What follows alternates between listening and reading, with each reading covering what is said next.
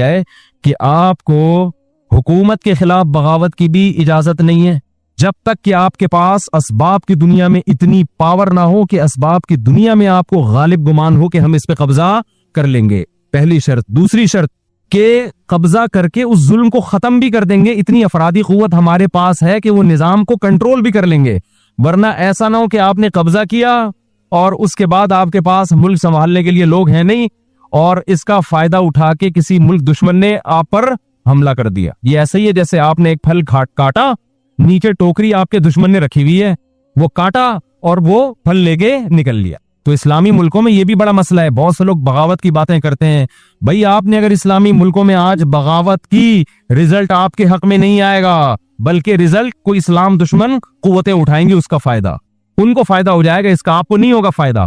تو یہ تمام گراؤنڈ ریئلٹی کو شریعت نے سامنے رکھنے کا حکم دیا ہے. یہ بار بار میں اس لیے وضاحت کر رہا ہوں کہ غزوہ بدر کے واقعے میں لوگ کہتے ہیں یار وہ بھی تو صرف 313 تھے اور ان کے پاس تو اسلحہ بھی نہیں تھا, جب وہ 1000 پہ غالب آ سکتے تو ہم کیوں نہیں آ سکتے؟ تو وہ نبی نے کا ارادہ لڑائی کا نہیں تھا. نبی کا ارادہ کیا تھا؟ اس تجارتی قافلے پہ حملہ کرنے کا. لیکن اللہ نے خود قرآن میں کہا کہ ہم کچھ اور چاہتے تھے. ہم چاہتے تھے اسلام کا ایک معجزہ دنیا کے سامنے ظاہر ہو جائے اور صحابہ کو موٹیویشن ملے کہ کتنے کمزور تھے, اللہ نے تمہارے نہ چاہتے ہوئے بھی تمہیں بہت بڑی طاقتور جماعت سے لڑا کے تمہیں فتح دے دی ہے. تو صحابہ کا جذبہ اس سے کیا ہو گیا؟ بڑھ گیا. تو اب ہوا یہ کہ ابو سفیان کو پتہ چل گیا کہیں سے کہ بھئی یہ قافلہ جو ہے نبی صلی اللہ علیہ وسلم 313 کہیں مخبریاں پہلے بھی ہوتی تھی, آج بھی ہوتی ہیں, ادھر کی ادھر کی, یہ چلتا ہے. تو کہیں سے مخبری ہو گئی. ابو سفیان نے فوراً مکہ مکرمہ میں ابو جہل کے پاس قاصد بھیجا اور کہا کہ بھئی ہمارا تجارتی قافلہ آ رہا ہے, کروڑوں روپے کا, اربوں روپے کا مال ہے, اور محمد صلی اللہ علیہ وسلم نے اپنے ساتھیوں سمیت اس قافلے پہ حملہ کرنے کا ارادہ کیا ہے, فوراً ہماری مدد کے لیے پہنچو. سمجھتے ہیں؟ ادھر ابو جہل نے تیاری شروع کر دی. بڑے بڑے جو عرب کے سردار تھے نا, انہوں نے بھی تیاری شروع کر دی. کچھ سردار ایسے تھے جن کو یہ تھا کہ اس جنگ میں ہم پٹ بھی سکتے ہیں طبیعت سے ٹھیک ہے نا, کیونکہ وہ نبی کو 13 سال دیکھ چکے تھے. دل میں ان کا یہ تھا کہ انہوں نے زندگی بھر کبھی جھوٹ نہیں بولا, یہ سچے نبی ہیں, لیکن قوم پرستی اور باپ دادا کی اندھی تقلید کی وجہ سے آپ پر ایمان نہیں لائے. تو وہ چاہ رہے تھے کہ ہم نہ جائیں. 3 مشہور سرداروں کے نام آتے ہیں, عتبہ ابن ولید, شیبہ ابن ولید اور ولید ابن عتبہ. ایک عتبہ کا بیٹا تھا اور یعنی عتبہ ابن ولید, ولید ابن شیبہ, تین افراد تھے. ناموں میں تھوڑی کنفیوژن ہو رہی ہے مجھے. ایک تو باپ بیٹے تھے, یہ دونوں سردار تھے, اور ایک اور تھا شیبہ نام تھا اس کا, شیبہ ابن عتبہ غالباً. خیر یہ 3 بڑے سردار تھے. تو ان کا پروگرام بنا کہ ہم پتلی گلی سے نکل لیتے ہیں. ابو جہل نے سب سے بڑا اس میں کردار کیا.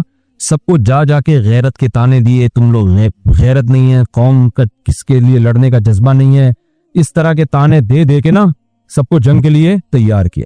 ادھر یہ ہوا کہ جب ابو سفیان کو پتا چلا نا کہ یہ نبی نے ارادہ کر لیا ہے, تو اس نے راستہ تبدیل کر دیا. راستہ تبدیل کر کے وہ بخیر و عافیت کہاں پہنچ گیا؟ مکہ. وہاں جا کے بہت سے سمجھدار لوگوں نے مشورہ دیا کہ بھائی اب ہمیں جنگ کرنے کی ضرورت نہیں, ہمارا مقصد تھا تجارتی قافلے کی حفاظت کرنا, وہ بخیر و عافیت آ گیا ہے, تمیز سے آرام سے ہنسی خوشی نہیں گزارو, مسلمانوں سے خامخواہ میں پنگا لینے کی کوشش بولو نہیں کرو. اس میں سب سے بڑا کردار تھا ابو جہل کا. وہ طاقت اور تکبر میں نا کہ نہیں اب تو موقع ملا انتقام لینے کا, یہ لوگ بدر کے مقام پہ پہنچ رہے ہیں تو ہم اب ان کو 313 افراد کو واپس جانے نہیں دیں گے, اب ہم ان کو گھیر کے قتل کریں گے. تو 1000 کا لشکر لے کے بہت سے لوگوں کو اس نے نا پن کر کے, جو پیچھے رہنا چاہتے تھے, عرب کے بڑے سردار تھے, ان کو ڈر تھا. ایک تو ان میں ایسا تھا جس کے بارے میں اس کے غلام نے اس کو بتایا کہ میں نے نبی صلی اللہ علیہ وسلم سے سنا ہے کہ تو نبی کے ہاتھوں قتل ہوگا. اس کو نا یہ پیشگوئی کھا رہی تھی کہ یار یہ میرے غلام نے پیشگوئی کی ہے کہ اس نے نبی سے سنا ہے اور محمد صلی اللہ علیہ وسلم نے آج تک جھوٹ نہیں بولا. تو اس کو اپنی موت نظر آ رہی تھی. خیر یہ لوگ نکلے ہیں. تو اب کیا ہوا ہے کہ یہ بدر کے مقام پہ پہنچ گئے. اب صحابہ کے پاس واپسی کا آپشن ختم, اب تو جا ہی نہیں سکتے واپس, اب سوائے اس کے کہ اس سے لڑیں, اس لشکر سے جو تعداد میں زیادہ, اسلحے میں زیادہ, تو اسباب کی دنیا میں ممکن نہیں تھا. لہذا نبی صلی اللہ علیہ وسلم نے صحابہ کرام کو جمع کر کے ان کے سامنے آپ نے خطاب کیا.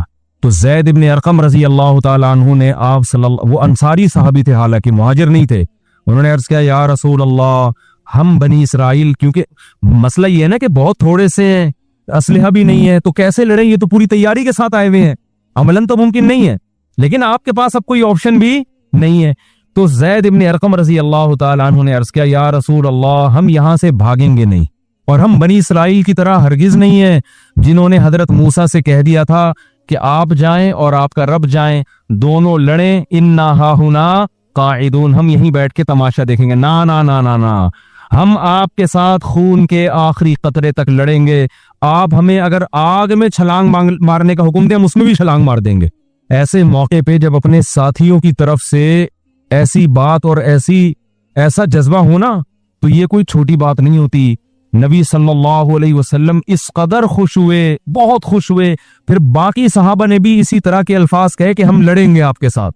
حضرت ابو بکر, حضرت علی. اب ہوا کیا ہے کہ جب جنگ شروع ہوئی ہے, اچھا ان 313 میں زیادہ تر مہاجر صحابہ تھے, انصار کم تھے. اب جب جنگ شروع ہوئی ہے نا, تو عرب میں یہ دستور تھا کہ دونوں طرف کی فوجیں جب آمنے سامنے کھڑی ہوتی تھیں تو بعض دفعہ قوم کے جو بہادر ترین لوگ ہوتے تھے نا, وہ پہلے نکل کے آتے تھے سامنے. وہ کہتے تھے حل من مبارز, پہلے ہم سے لڑو.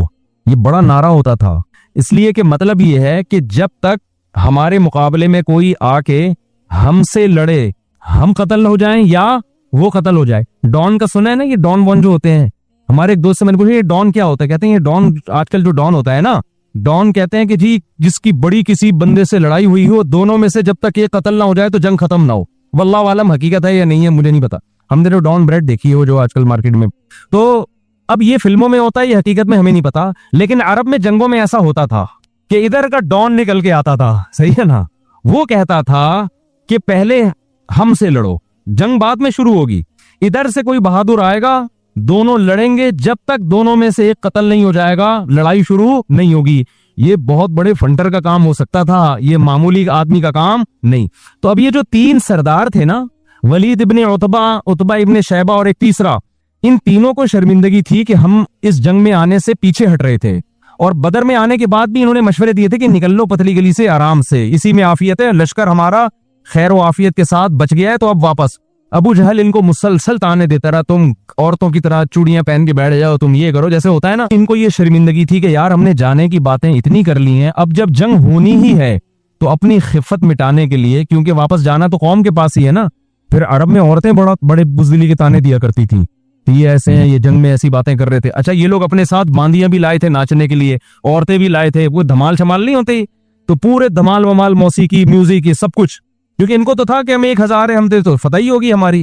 اب کیا ہوا ہے کہ یہ تینوں نکل کے آ گئے سامنے, اور انہوں نے نعرہ لگایا اپنی شرمندگی بچانے کے لیے نا, شرمندگی سے بچنے کے لیے انہوں نے, تاکہ ہمیں یہ تلافی ہو جائے اور لوگ ہمیں بزدل نہ سمجھیں, تو میدان میں نکل کے ان تینوں نے کہا حل من مبارز, کوئی ہے ہمارے مقابلے میں پہلے مقابلہ کرنے والا. ادھر سے 3 انصاری صحابی نکل کے آئے سامنے, 3 انصاری صحابی. اب آپ ان کی بہادری دیکھو, تھے عرب نا, اور تھے قریشی ہاشمی نبی کی قوم کے. انہوں نے کہا نا نا نا نا نا, اب جب لڑائی ہوگی تو ہمیں ہمارے جیسے لوگ چاہیے, سمجھ رہے ہیں نا, ان سے لڑنے میں مزہ نہیں آئے گا. اس سے پتہ چلتا ہے کہ اللہ نے اپنے نبی کو جو لوگ دیے نا,